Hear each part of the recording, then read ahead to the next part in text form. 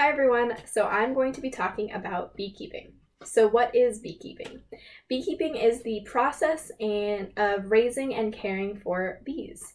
Some people do this in order to get honey from their bees, and other people do it in order to help the environment. Beekeeping has been around for a long time and has its roots in North Africa, where bees were originally kept in large clay pots. The history of beekeeping is really rich and full, and it has continued to evolve and change throughout the years. So why is keeping bees so important? Bees are vital to our ecosystem. They do a lot to help our environment. They pollinate plants and help create rich and full biosystems. So in order to understand why bees are so important, it's first important to understand beekeeping as a whole. So as I mentioned, beekeeping is the process of caring for bees in a man-made bee box. The process of caring for bees is called apiculture, and when you have a large yard full of bee boxes, or even a single bee box, is called an apiary. People keep bees for a lot of different reasons. As I mentioned, some people just want them for the honey, and other people use them because of their ability to pollinate gardens and encourage growth of plants.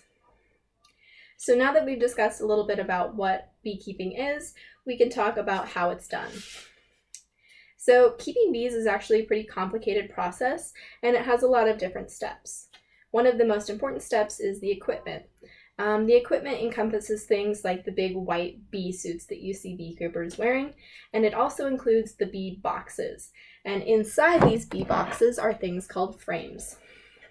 And the frames are a really important part of the setup of a bee box. Frames have this really thin wax material that the bees will actually use to build their comb and eventually put their honey in. So that's a really important step. You also need the bees. You can buy bees online or visit different farms and apiaries that have bees. So you have to get your bees, and then you also need a queen bee.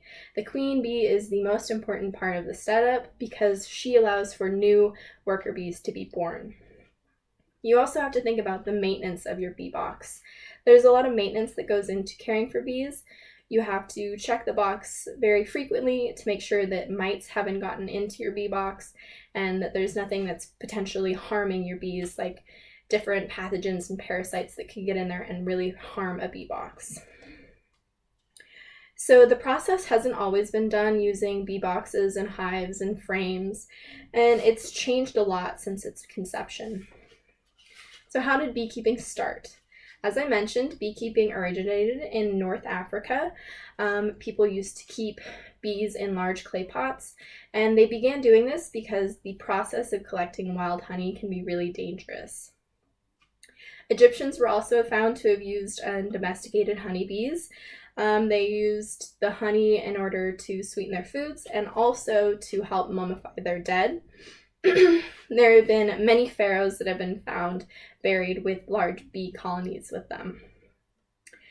So, as I mentioned, there is a really rich history that goes back many years and has changed in a wide variety of different ways.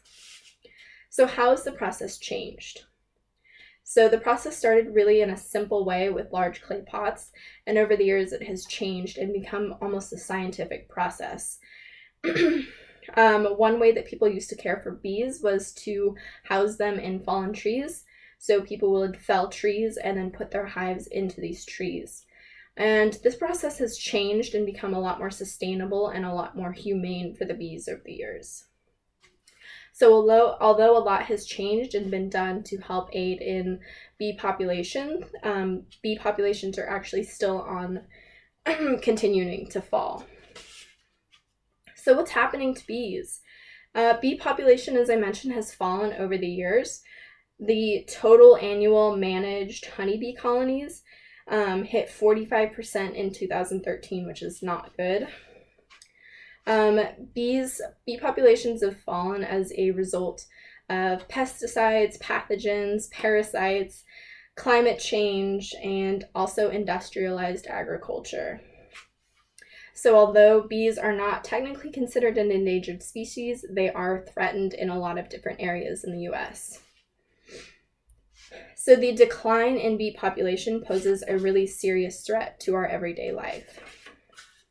So how does it exactly affect us? So as I mentioned, bees pollinate a lot of crops. They pollinate things like apples, broccoli, asparagus, melons, and cranberries. And they aid in biodiversity. They help support trees and plants and flowers, as well as the organisms that depend on these trees and plants and flowers for their food and their shelter.